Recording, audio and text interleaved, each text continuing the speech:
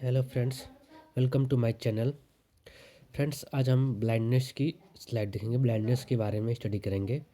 ठीक है, तो चलिए आज का लेक्चर हम शुरू करते हैं। ब्लाइंडनेस क्या होता है? ठीक है, अंधापन क्या होता है? ठीक है, उससे पहले हम जानते हैं कि हमारी नॉर्मल विज़न क्या होती है। आपने कभी भी आँख चकराई होगी या फिर किसी को देखा होगा, तो उसके नॉर्मल विज़न में अगर नॉर्मल विज़न रहेगा उसका, तो उसको 6/6 लिखते हैं, या फिर क्या लिखते हैं 20 फीट तक जो होता है नॉर्मल विज़न होता है वो देख सकता है। मीन्स क्या होता है, 6/6 तक का या फिर 20 फीट तक की जो डिस्टेंस होती है हमारे आइस लेवल से, वहाँ तक जो है पर्सन देख सकता है। ठीक है, अब बात करते हैं हम ब्लाइंडनेस की। ठीक है, ब्लाइंडनेस की डेफिनेशन एक्चुअली क्या होती है? ठीक है, अगर हमारी विजुअल एबिलिटी जो होती है लेस देन 3/60 हो जाए, ठीक है, या फिर जो होता है इसके बराबर ही हो, तो उसको ब्लाइंडनेस बोलते हैं। मतलब जो होता है हमारी जो है देखने की क्षमता जो है वो हमारा 3/60 से जो होता है कम हो या फिर उसके बराबर हो, तो उसको ब्लाइंडनेस कहते हैं। इसको किसने दिया था? WHO ने। कौन सा WHO? वर्ल्ड हेल्थ ऑर्गेनाइजेशन ने।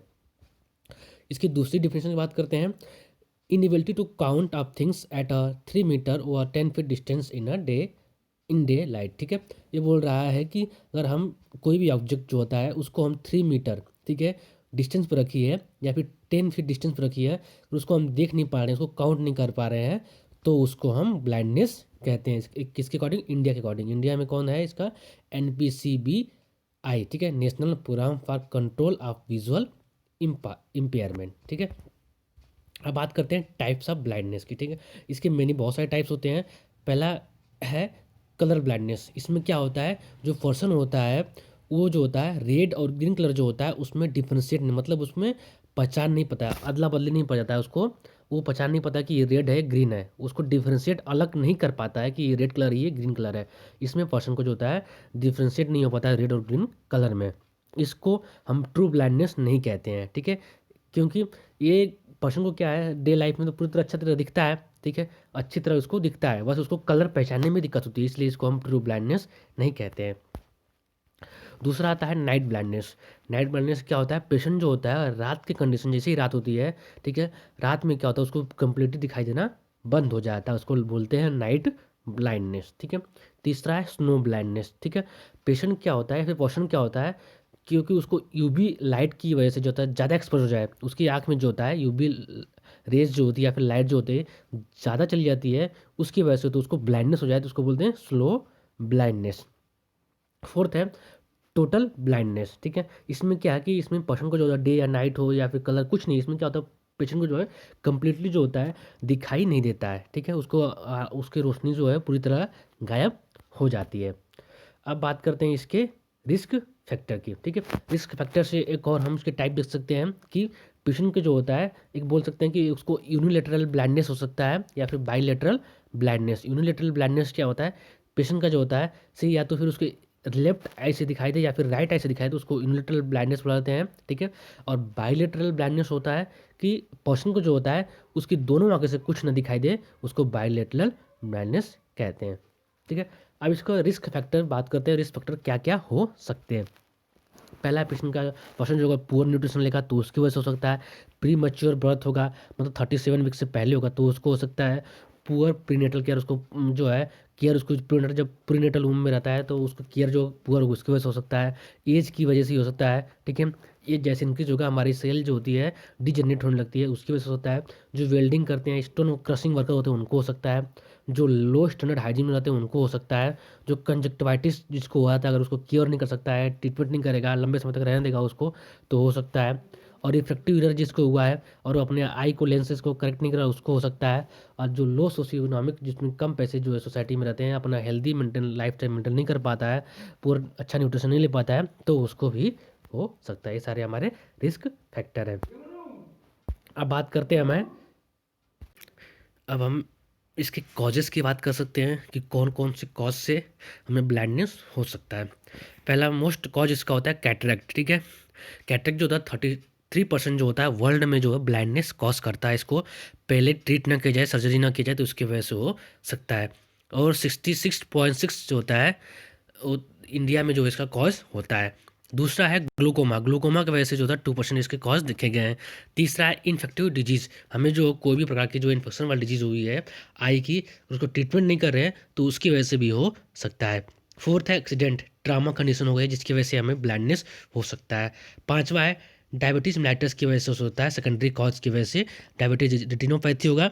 डायबिटीज रेटिनोपैथी की वजह से क्या होगा, हमें वहाँ की जो आर्टरी है वहाँ ब्लड प्रेशर बढ़ेगा जिसकी वजह से क्या होता है फ्लूइड का लेवल बढ़ेगा, तो हमारी जो होता है रेटिना डिटैचमेंट हो जाएगा, तो हमें ब्लाइंडनेस कॉज हो सकता है। छठा है वेस्कुलर डिजीज, हाइपरटेंशन की वजह से भी हो सकता है। सातवां जेनेटिक कॉज भी हो सकता है, कोई माँ बाप से चला है, ठीक है। 8 नंबर का होता है कि जो हमारे ऑकुलर जो सेल होती है, जो आई की सेल होती है, उसमें जो मतलब कि कोई डिजनरेशन डिजीज हो जाए, ठीक है, वो सेल जो ऑटोमेटिक गिरने लगे या मरने लगे तो उसकी वजह से भी हो सकता है, डिजनरेट होने लगे, ठीक है। 9th नंबर क्या है, उसमें विटामिन ए की डिफिशियंसी हो जाए, उसकी वजह से हो सकता है। 10th कॉर्नियल अल्सर हो जाए तो हो सकता है। और पेशेंट या फिर कॉर्नियल ओपेसिटी, कॉर्नियल की ओपेसिटी हो जाए तो भी उसको ब्लाइंडनेस हो सकता है। 12 नंबर है एज भी उसमें होता है 50 ईयर्स ज़्यादा होगा, 50 साल से ज़्यादा हो सकता है तो उसमें एज ब्लाइंडनेस की कॉज ज़्यादा होती है क्योंकि सेल और टिश्यू हमारे डिजेनरेट होने लगते हैं। 13 ट्यूमर्स की वजह से, हमें कोई ट्यूमर हो गया आई में तो उसकी वजह से हो सकता है। और 14 हमारा लेप्रोसी, हमारा लेप्रोसी डिजीज है, अगर उसको ट्रीटमेंट नहीं करते हैं तो हमें ब्लाइंडनेस कॉज कर सकती है। ये जो ब्लाइंडनेस कंडीशन होती है वो 90% जो केस होती है हम डेवलपिंग कंट्री जैसे इंडिया में देखने को हमें मिलता है। और जो 80% जो केस इसका होता है, पेशेंट जो होता है अपने कोई भी बीमारी रहती है, आई की कंजक्टिवाइटिस हो गया या फिर रिफ्रैक्टिव एरर हो गया, उसको अवॉइड करता है, उसकी वजह से हो जाती है। अब बात करते हैं डायग्नोसिस इवैल्यूएशन क्या होता है। पेशेंट का हिस्ट्री कलेक्शन करते हैं, ठीक है, हिस्ट्री लेंगे उसकी, जेनेटिक लेंगे, यूवी वाला लेंगे, यूवी एक्सपोज तो नहीं हुआ है, सारी चीज़ इसमें हम कलेक्ट करेंगे। दूसरा है फिजिकल एग्जाम करेंगे पेशेंट का, देखेंगे वाइटल साइन देखेंगे और उसकी आई के एग्जामिन करेंगे, टच करेंगे स्वेलिंग तो नहीं है, कैसे सारी चीज़ें करेंगे। तीसरा ऑप्थेल्मोस्कोपी, पेशेंट का जो होता है हम ऑप्थेल्मोस्कोप होता है, एक इंस्ट्रूमेंट होता है, उसके थ्रू वो उसकी आई को विजुलाइज करते हैं।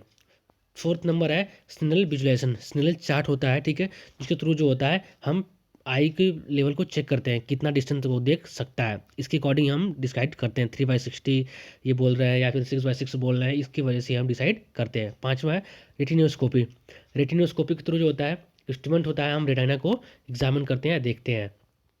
इसकी प्रिवेंशन कैसे होता है, बचाव कैसे कर सकते हैं, ठीक है। बचाव में जो होता है हम अपना जो है पहला जो है हम अपने जो लाइफ स्टाइल है, ठीक है, क्वालिटी ऑफ लाइफ स्टाइल उसको इम्प्रूव करें, ठीक है, अच्छा डाइट ले, तो उसके बाद हो सकता है जो हमें जो है मॉडिफाई और अटैकिंग फैक्टर इसमें जो भी हमें जो डिजीज जिसकी वजह से हो सकती है, डायबिटीज मेलाइटिस हो गया या फिर इन्फेक्शन हो गया, ठीक है, ऐसे फैक्टर को जो है मॉडिफाई करना है, चेंज करना है, ताकि जो है फ्यूचर जो है हमें कोई प्रकार की बीमारी ना कॉज करे, ठीक है। और तीसरा है पुअर सैनिटेशन, अगर पेशेंट का जो है हेल्थी लाइफ स्टाइल नहीं है, ठीक है, तो उसकी वजह से हो सकता है। फोर्थ नंबर है lack of adequate safe water supply, अगर पेशेंट को जो होता है या पर्सन को जो है अच्छा नहीं मिलता है, पानी नहीं मिलेगा, अच्छा खाना पीना नहीं मिलेगा, उसको उसको इन्फेक्टियस डिजीज होती है, जैसे जैसे लेप्रोसी कॉज कर देगा या फिर कोई डिजीज कॉज करेगी, तो उसकी वजह से क्या होता है हमें आई पे इफेक्ट पड़ता है, ठीक है। पुअर न्यूट्रिशन लेते हैं तो उसकी वजह से हो सकता है, हमारा साफ सफाई नहीं रहेगा तो उसकी वजह से हो सकता है, ठीक है। फिर और साथ साथ जो होता है हमें अपनी आई का जो है प्रिवेंशन के लिए रेगुलर आई चेकअप कराना रहता है, हर 2 साल में एक बार कराना रहता है, ताकि पता चले कि कैसा है कैसा नहीं है। और बच्चों का तो अक्सर हमें करा लेना चाहिए आफ्टर बर्थ, ताकि जो पता चल जाए कि उसको कोई आई के रिलेटेड प्रॉब्लम तो नहीं है। और जो प्रिवेंशन के लिए जो भी चीज़ है उसको हमको अर्ली डायग्नोसिस करना है और प्रिवेंट करना है और तथा ट्रीटमेंट करना है डिजीज कंडीशन को। अब बात करते हैं ट्रीटमेंट की, ठीक है। ट्रीटमेंट में क्या है, हम रिफ्रैक्टिव एरर जो पेशेंट है उसको ग्लासेस प्रोवाइड करा सकते हैं, ठीक है।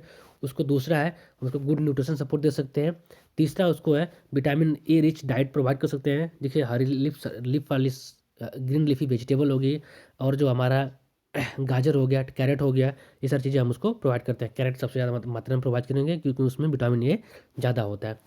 ट्रीटमेंट इसके लिए क्या होता है कि जो भी अंडरलाइंग कॉजेज है, जैसे ग्लूकोमा की वजह से हो रहा है तो ग्लूकोमा का ट्रीटमेंट करेंगे या इसका सर्जरी करेंगे। कैटरेक्ट का कॉज हो रहा है तो उसको ट्रीटमेंट करेंगे या उसको सर्जरी की जरूरत सर्जरी करेंगे, जितनी जल्दी पॉसिबल हो हमको ये सारी चीज़ें परफॉर्म करके ठीक कर देनी है, नहीं तो हमें ब्लाइंडनेस कॉज हो सकता है। और जो होता है अगर हमें आई में इन्फ्लामेशन हो या इन्फेक्शन हो रहा है तो उसकी जगह जो है एंटीबायोटिक हम दे सकते हैं। और जो होता है, और पेशेंट का जो है अगर जिसे ब्लाइंडनेस हुआ है तो उसके साथ जो होता है जीपीएस गाइड लगा सकते हैं, ताकि उसको जो है जाने और आने में कहीं आसानी हो, वो ऑटोमेटिक जो है उसके सहायता से आ जा सके। और जो है सेंस ऑफ टच, यानी उसके सेंस ऑफ टच और स्मेल को जो होता है इन्हेंस करना, बढ़ाना है, ताकि वो जो है कोई भी चीज़ें जो है सूंघ कर और टच करके पता लगा कि ये सारी चीज़ें है। और 8 नंबर है कि साउंड टेक्निक जो है, जैसे कोई भी ऑब्जेक्ट है उसका साउंड टेक्निक को पहचानना कि इस ऑब्जेक्ट की इस तरह साउंड निकलती है, तो उसके थ्रू वो पहचान ले, क्योंकि वो ब्लाइंडनेस हो जाता है। ठीक है। फिर 9 नंबर है डॉग गाइड। ठीक है, या फिर उसके साथ जो होता है पर्सन जो है उसके साथ एक डॉग रख दें, साथ में रख दें, तो उसकी वजह से क्या होगा, वो हेल्प करेगा, उसको आने जाने में उसकी रक्षा करेगा। और इससे रिलेटेड कुछ प्रोग्राम हैं जो हमारे इंडिया में होते हैं। जैसे पहला है स्कूल आई स्क्रीनिंग प्रोग्राम। ठीक है, ये क्या होता है, हम स्कूल लेवल पे जो होता है विजिट करते हैं और बच्चों की आई चेकअप करते हैं, तो इसमें करते हैं। दूसरा है national programme for control of blindness in national, हमारा जो है इंडिया का एक नेशनल प्रोग्राम है, जिसमें जो होता है ब्लाइंडनेस का जो भी काज है उसको प्रिवेंट करते हैं। ठीक है, और जो है ब्लाइंडनेस को होने वाले बीमारी जो होने से हम रोकते हैं। तो एक कुछ कैटेगरी है जिसके अकॉर्डिंग जो है हम बोल सकते हैं पेशेंट को जो है कि लो विजन है, ठीक है, या फिर उसको ब्लाइंडनेस है। तो अगर आपको अच्छे से देखना है तो उसको अच्छे से देख लीजिएगा, पढ़ लीजिएगा। जैसे इसमें क्या है, लो विजन में क्या है 6/18। ठीक है, इसमें होगा तो क्या होगा कि उसमें जो होता है लो विजन के कॉजेस हो सकते हैं, मिनिमम इसके मैक्सिमम होगा, इससे लेस देन होगा तो लो विजन हो सकता है। ठीक है, या फिर जो है मिनिमम इक्वल टू और बेटर देन, या फिर जो है 6/60 होगा, तो इसकी वजह से भी वो बोल सकते हैं इसको हम। अगर मेरा वीडियो अच्छा लगे तो प्लीज़ लाइक शेयर सब्सक्राइब करिएगा मेरे चैनल को। Thank you.